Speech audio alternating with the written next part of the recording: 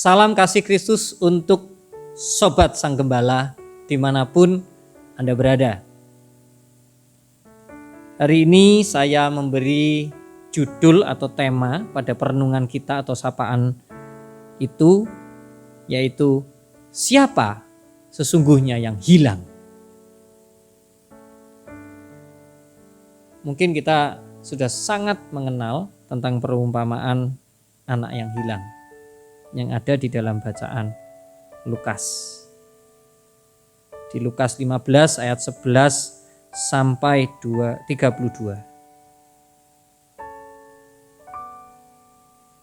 Namun saya lebih tertarik ketika kita mencoba memposisikan diri dahulu seperti si sulung. Bukankah tidak salah kalau kita meneliti benar-benar kisah ini? Dikatakan bahwa di akhir kisah sang ayah bilang kepada anaknya, si sulung, "Hartaku adalah hartamu." Kemudian si sulung boleh dong berpikir bahwa, "Loh ya, tapi papa kok nggak ngomong ketika memotong lembu ketika adik pulang. Dan kok tidak nunggu aku pulang, lalu dibahas dulu dong seperti apa?" Tidak, aku ditinggalkan, padahal aku loh kurang baik apa? Aku selama ini yang justru kerja benar-benar, dan adik memang gak benar. Dan lepas dari cerita itu memang si bungsu melakukan sesuatu yang jelas-jelas salah dan buruk. Ketika dia belum waktunya meminta warisan, bahkan foya-foya, dan sebetulnya dia pulang karena kepepet. Karena dia makan sesuatu yang gak enak, dia merasa, wah kalau seperti ini ya lebih enak di rumah bapakku daripada aku di sini, malah aku makan makanannya babi. Nah, jadi karena kepepet dia pulang. Dan memang betul tidak ada jaminan bahwa setelah pesta itu kemudian adik ini bertobat. Kan bisa aja dia kembali lagi. Nah, jadi ketidakterimaan atau kegusaran si sulung menurut saya sangat beralasan. Namun sebetulnya yang terjadi di sana, siapa yang hilang? Selama ini kita berpikir yang hilang hanya si bungsu, dan sebenarnya yang hilang adalah dua-duanya. Bedanya si bungsu sedang menyadari sebagian atau seluruhnya, tidak dijelaskan, setidaknya dia kembali. Dan ternyata si sulung sedang kehilangan makna hubungan keluarga, kebersamaan, kasih dan cinta yang jauh lebih tinggi dari keringat yang diteteskan, harta yang dihambur-hamburkan. Jadi marilah kita menilik diri kita, karena seringkali kita justru menjadi siapa? Memang pernah kita menjadi si bungsu, kita hilang. Dan kita juga mungkin bagi kita yang sekarang bercokol di dalam pelayanan, bekerja di ladang Tuhan dengan lebih sering, maka kita jangan-jangan juga hitung-hitungan seperti si sulung.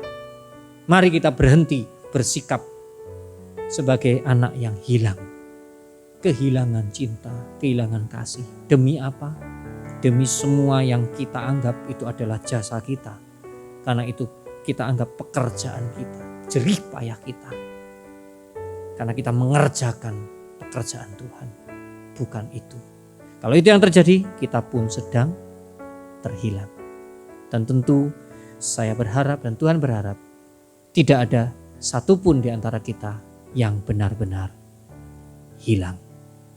Kiranya Tuhan menguatkan dan menyatukan kita senantiasa. Amin. Sahabat Gembala, kini kita masuk di bagian yang boleh dikatakan bisa menantang kita semua. Yaitu di bagian di mana kita diajak untuk doa adalah sebagai sebuah kesanggupan. Saat ini saya mengajak, sehingga setiap firman Tuhan yang pernah kita dengar, bahkan yang barusan. Tidak menjebak kita pada hati yang hanya berhenti sampai penuh syukur, berterima kasih, senang, sukacita, ini inspirasional dan seterusnya, termotivasi. Tidak. Tetapi bagaimana ini menjadi kenyataan? Mari kita berdoa. Tuhan, ada kala kami melupakan ketika kami menjunjung hal yang lain, sementara kasih, kebersamaan, kekeluargaan tenggelam di hadapan kami, tenggelam di dalam diri kami. Kami tidak mengetahuinya, kami tidak menyadarinya. Padahal kami bisa melihat dari tanda-tandanya ketika orang-orang di sekeliling kami mulai sedih, mulai pergi, mulai memasang wajah, mengkernyit. Tuhan, tolong kami untuk mampu tidak hanya senang dengan firman, tetapi berani masuk di zona yang tidak nyaman, yang tidak enak ketika kami sudah ditegur oleh firman itu, dan kami ingin benar-benar firman itu terjadi dan kami membuat sebuah keberanian melakukannya. Ketika kami merasa berjasa, ketika kami menghitung setiap karya yang sudah kami lukiskan, kami kerjakan di gereja, di rumah, seakan-akan kami sudah menjadi begitu hebat dibanding yang lain. Bangga dengan semua yang pernah kami kerjakan, padahal itu semua tidak akan sebanding. Tidak pernah akan, sampai kami menghembus napas kami terakhir pun tidak akan sama dengan besarnya pengorbanan-Mu di atas kayu salib dan bangkit ke surga.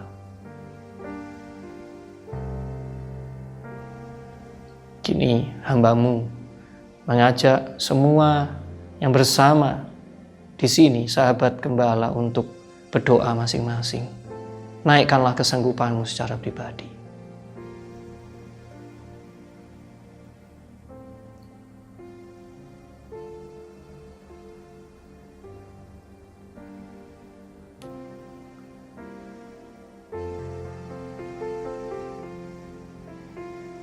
Inilah salah satu sisi hidup kami yang terhilang, Tuhan.